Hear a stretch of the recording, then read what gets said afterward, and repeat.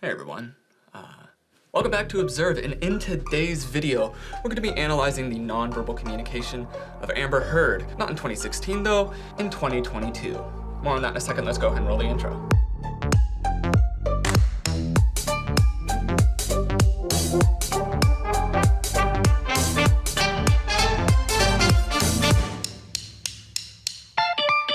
First, just want to go ahead and say thank you for your patience while I have been completely absent from the internet. My internet is still not quite fast, but that's coming up very soon. So thank you for your patience. And for those of you who do not know what's going on here, Amber Heard and Johnny Depp are currently going through a defamation trial, and things are progressing rather interestingly. Now, in the past, I have already done one Amber Heard video and a Johnny Depp video as well. If you would like to go and check those out to help add some context to this, that might be good for you to do. And then this is going to be portions of Amber Heard's testimony. Now, there are hours and hours and hours of footage for this trial. So these are just various highlighted portions that we'll be working with here that are still very telling in their emotional state as they're working through this. So enough of that, let's go ahead and actually start into the actual analysis, and we'll work through it.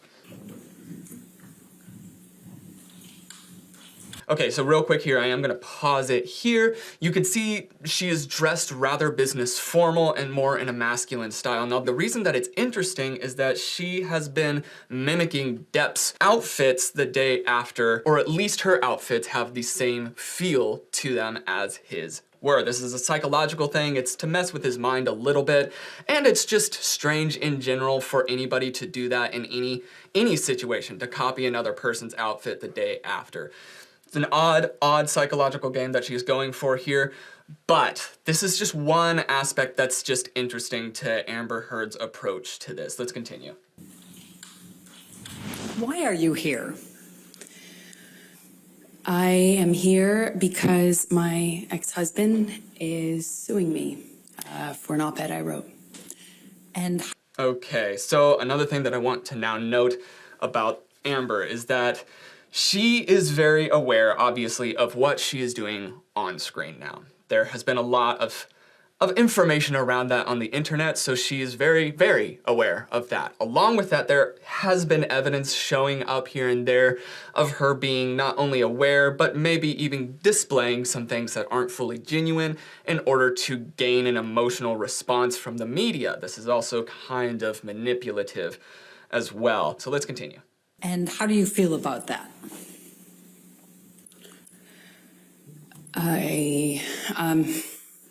I struggle to have the words. I struggle to find the words to describe how painful this is. This is horrible for me to sit here for weeks and relive everything. So we were secretly... So during this time, the thing that sticks out to me as most irregular is the desynchronization across the various portions of the same emotion. So we have sighs working in at different times as shrugs, and words working in, and head movements all working in, and they're all going at the same time, but you can feel they are not synchronized throughout. This isn't something that feels like it's flowing naturally.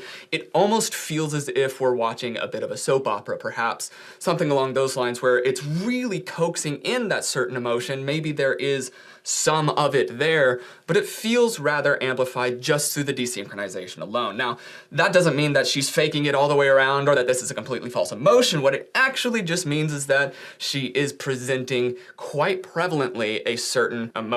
Now, why that is will still have to be determined, but we can continue from here. We were secretly dating, and then, you know, it was beautiful.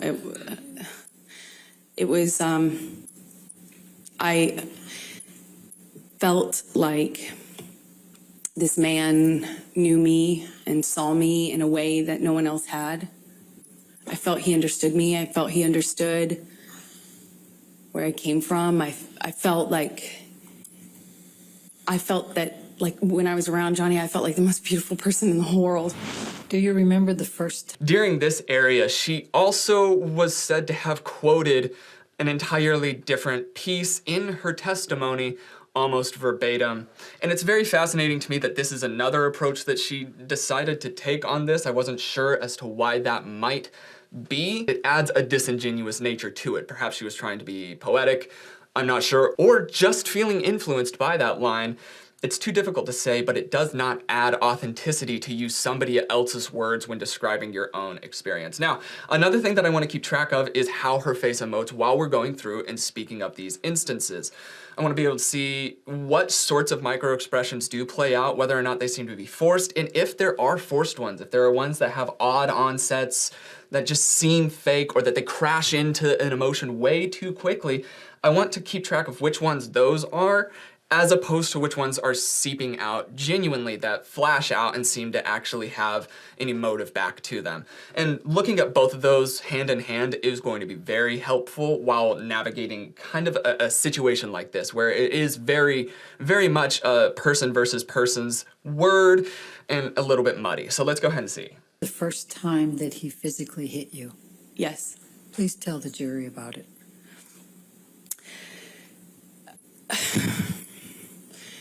It was it's seemingly so stupid, so insignificant. Oh, never forget it. It changed my life. I was sitting on the couch and we were talking. We were having a normal conversation, there was no fighting, no argument, nothing. Okay, so I'm gonna go ahead and start breaking down what I'm seeing non-verbally across her face and some of her posturing, things like that. She's consistently shaking her head no. This doesn't mean that she's disagreeing with herself. That desynchronization doesn't mean that she's saying it's a positive and it's definitely a negative, but we will be able to note that there is a negative emotion behind this, but that also lines up with what she is stating. If this is the truth, then it would be a negative emotion behind it, and that might actually line up. Regardless, they are seeping out and they are small, so they're probably genuine. So I just need to pay attention. It could be a red flag, but at this point, it's also supporting her side of the story as well. So that is what I'm seeing as far as her head movement goes. Now, across her face, we're seeing a lot of action up here in the glabella area, with her eyebrows as well being pushed upwards and inwards, and these are common in sadness and or fear or grief. So that does seem synchronized. And then down on the bottom half of her face is where I start having a little bit more difficulty, is with the stagnant nature of the mouth shrug that she is holding. Now, this frown mouth shrug has a number of different emotive bases to it. The mouth shrug itself, without an actual emotion, could just mean a lack of sincerity or a lack of security in what is being said, aka they don't fully believe what they're saying. That could come out that way. Along with that, though, there is the possibility that it's related to sadness. Now, in that area with sadness, you will end up seeing a fluctuation around in an expression more regularly than what we're seeing here. It's rare that a person will sit and hold this frown for that long. Another instance that you might be able to see a similar effect of this in is in the Philpotts. We see the wife having a very concrete and set expression throughout the testimony. This might be echoing that some. Once again, we're still very early on though, so we can't say, oh yeah, that's definitely it. It's just something to pay attention to. So let's go.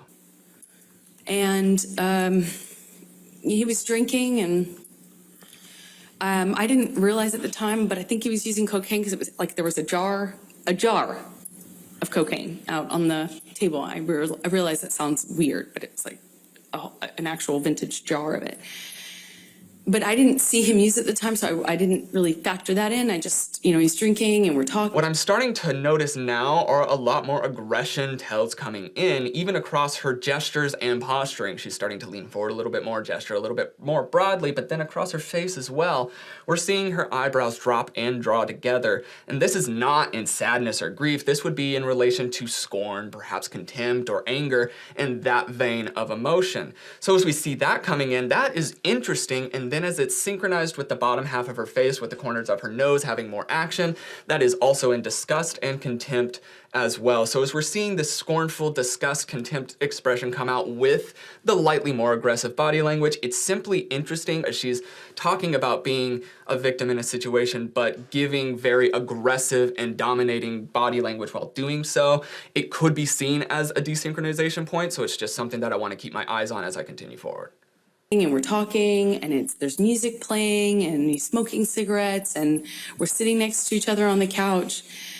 And I asked him about the tattoo he has on his arm.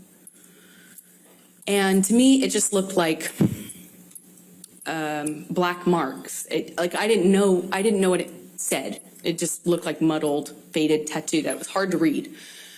And I said, what does it say? And he said it says wino. It says wino. And I didn't see that. I thought he was joking because it didn't look like it said that at all. And I left. Okay, so this is bothering me a little bit now due to the flow of her words. The cadence of your words will change as your brain is processing, and it can come up in areas of deceit as you have to then adjust to try to figure out the next step. It can cause that. At very least, it does mean that you're also having to think a little bit extra. So in this area, she's thinking a little bit extra. We can say that for certain.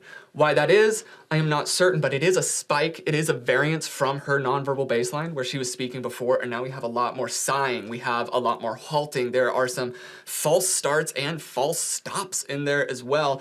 And so this huge cluster of odd nonverbal and verbal tells in this area means that I am curious. Something seems up here. I don't know what the issue is here, but there is a question that I have. Why did she have so much difficulty here where she hadn't before? So this is a fascinating area. It could be because of the psychological effects of it to play defense for her. It could be because this is close to an instance, so it could be upsetting. That is possibly it. Right now, that doesn't synchronize with the expressions that she is utilizing, which are still centered around scorn, contempt, and anger and aggression. So that doesn't quite line up, but it could. It still could be that. At this point, we're still gathering data. Oh, and I laughed. It was that simple. I just laughed because I thought he was joking and slapped me across the face. And I laughed. I laughed because I didn't know what else to do, I thought. Okay, and now we're feeling more desynchronization come in as well. Now, once again, just because it is desynchronized doesn't mean that they're lying.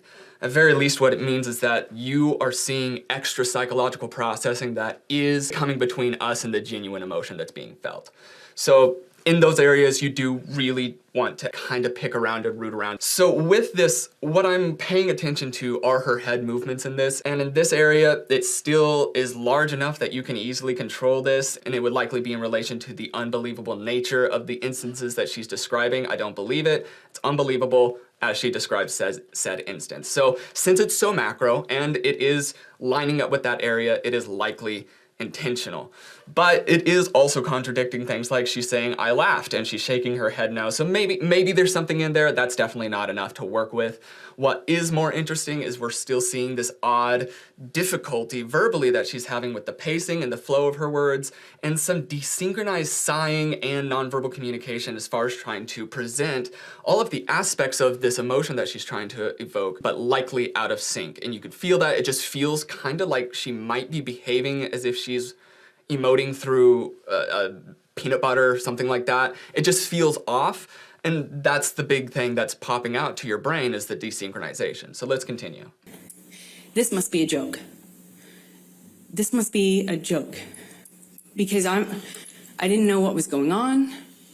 I just stared at him, kind of laughing still, thinking that he was going to start laughing too to tell me it was a joke. But he didn't. Please describe for the jury. So with this sounds like it could be a valid instance. That reaction to laugh at uncomfortable instances is valid. Many people do. You can even see it at like a funeral. Many people will find themselves laughing and they're not really sure why. It happens, and it can be a nervous response. So for her to be recollecting something like that, once again, to play advocate here, that could be the case. That would make sense. We're still kind of wrestling around with this desynchronized nonverbal communication during that. So I'm still paying as close of attention as I can, but that does at least make sense in context with what she's saying. So let's continue forward. Some of the cycles you had with Mr. Depp through 2012. So in 2012, the violence was pretty, relative to what it became, pretty, slapping, backhanding. Well, it went from it went from this eggshell kind of, you're walking on eggshells, nothing you're doing is kind of right, but you don't know what you're doing wrong. And then I was doing something wrong clearly, but it was unclear within the scope of an argument what I was defending myself against. So it would. I am going to note that it's interesting that she's being coached as to what the train of events was in her own past, being like, no, you can't, don't say the slapping thing yet. You have to start with the other part first. That is fascinating. Could that be in relation to nerves? Maybe, absolutely maybe. But it is something to make note of. It does exist in this, and we have to ask why it does exist and keep in mind with the context of everything else. Why? So let's continue. It would shift from a rumor he had heard that I was with a friend, or I had been photographed standing too close to a male person. That was a person I had something with, and I was lying to him about. And it would be eggshells, accusations, and then he would explode. It started with throwing things, destroying the property, and screaming at me. I remember the screaming at me was the worst, because I kind of always felt like I had done.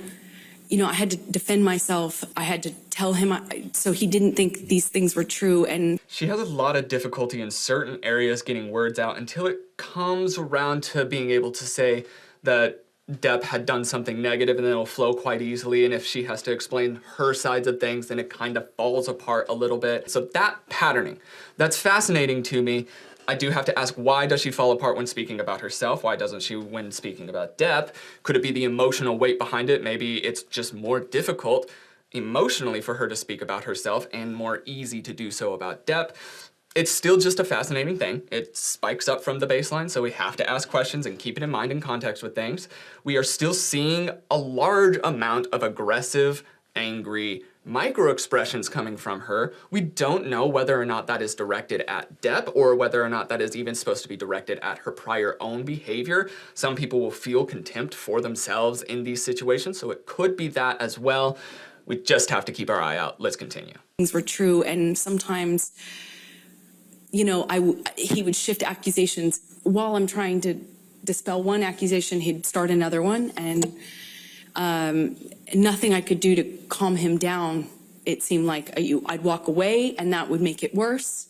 I remember in my apartment in Orange, he would grab me by the hair, or he'd grab me by the arm, pull me into him, scream at me that way. He'd smash things around me, then he would smash things very close to me, and then he would just hit me. And it started with slapping, and it got to be like repetitive slaps where he'd hold me in a position and slap me multiple times in a row. Then it would be, eventually I later would either push him off of me, or I'd try to hit his hands away from me. I'd try to, not in 2012 so much. At that time, I was mostly, my defense was, I'd go some other place. Like, I don't know how to describe that. And then the month got. So during this time, what she's speaking of, they are upsetting acts that she's speaking of. And throughout that, she does maintain the same nonverbal communication that she was holding before. So we don't see any variance here. So there isn't a red flag on that level. What I am noting, though, is her verbal patterning. Again, her vocal and verbal patterning is having difficulty in various areas that are rather important and could be incriminating. So in these areas, she is having extra psychological processing. We could expect that, we could see that. At this point, due to the desynchronization, it still feels extremely forced and fake, and my question is, why are you forcing it and faking it so much? It's just fascinating to me that that's still coming out that way. Let's continue watching, though. Really crazy from that point on. It was a bit of a revolving door of accusations. He was accusing me of having affairs with, frankly, just one person. I had an acquaintance with somebody, and he was accusing me of being with them, and then it was accused. That doesn't feel right to me. There was a lot of difficulty in that with mouth shrugs and a raising of pitch and shrugging and shaking. There was a lot. There was a massive spike of nonverbal communication around this person. Maybe it was just an acquaintance, but just due to that behavior alone, that is suspicious in its spike. So there obviously was something else besides just an acquaintance there. But that is not enough to say that she was doing what Depp was accusing her of. So let's continue. And it was accusing me of being with my friend, the one I had seen in Spain. I'm, in these kind of arguments, nothing I do is working. Walking out of the room is me leaving him, walking away from me, hey, where are you going? I'm talking to you. That it went from that to pulling me in by my arm, still shouting about the accusations.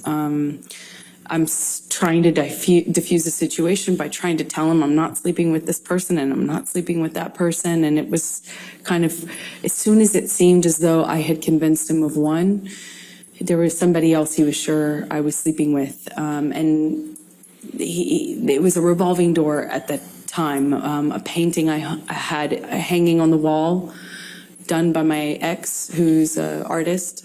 That was... So we're still hearing some repeated patterns. Revolving door has come up a couple times. She's made an intentional effort to include that at least twice.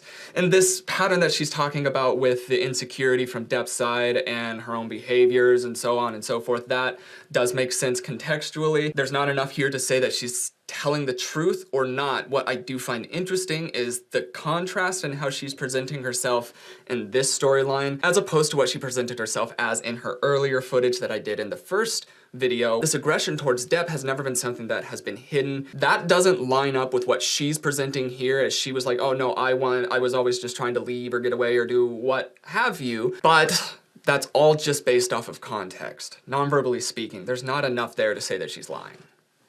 That was, one day he was convinced that was proof I was sleeping with her or having an affair with her. And is this a picture that you took of yourself in March of 2013? I did. Your Honor, I'm going to move the admission of Defendants Exhibit 170A.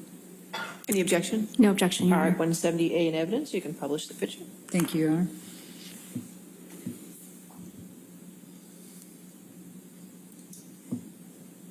And how did you sustain that bruise, Amber? I had thrown Johnny slapped me, I walked away from him, and that made it worse. We got into like a shouting match.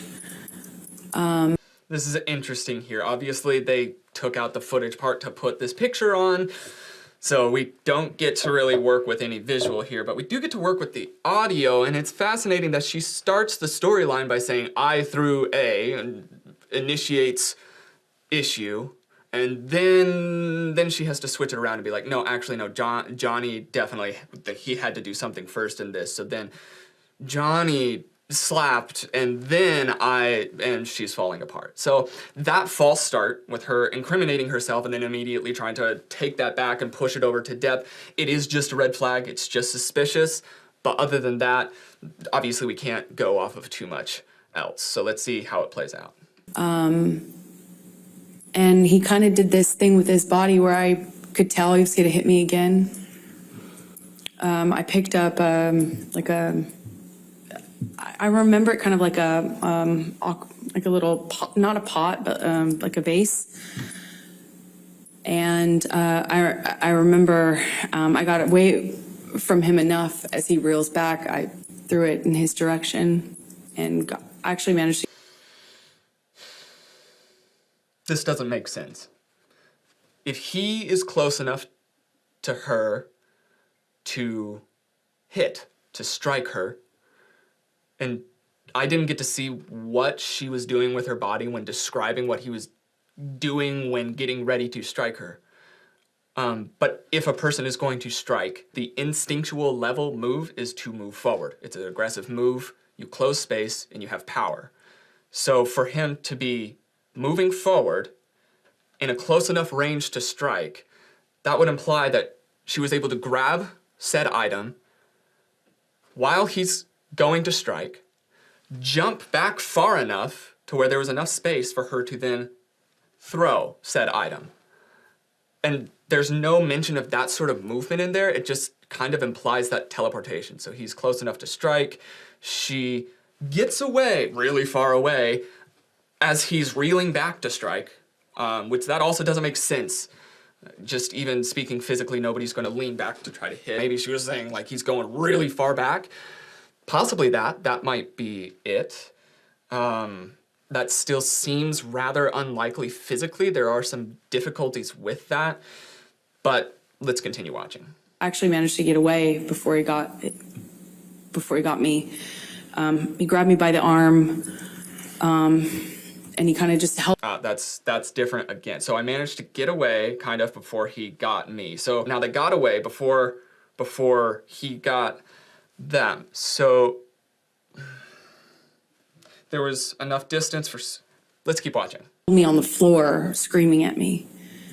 I don't know how many times he hit me in the face, but I remember being on the floor of my apartment, and I remember thinking, how could this happen to me again? Okay, so we're gonna go ahead and wrap that up there. There is much, much more to this entire trial. There is a ton of footage, and I am trying to figure out how I can work through that as best as I can. Like I said, internet is coming, but it is, oh my goodness, it is an adventure. So thank you, like I said, for your patience. If you do want to have more context with this, go check out the prior video that I did on Amber Heard so you can see some of the patternings that she showed earlier on and how they contrast to this one. At this point, I am still leaning towards my opinion that I have in my first video, and there hasn't been anything to push me away from that quite yet. If you like the video, hit the like button, hit subscribe, do all those things. I am updating my socials and doing all this other stuff, so things are gonna be turning around here, or not turning around, picking up on Observe. So you'll be seeing a little bit more of me, especially when I get internet. Thank you again so much for your patience, and I look forward to a lot of new videos with you. But without further ado, that's all that I've got for today. My name is Logan, and you have been oh so awesome as you always are. And I will see you in the next video. Cheers, guys.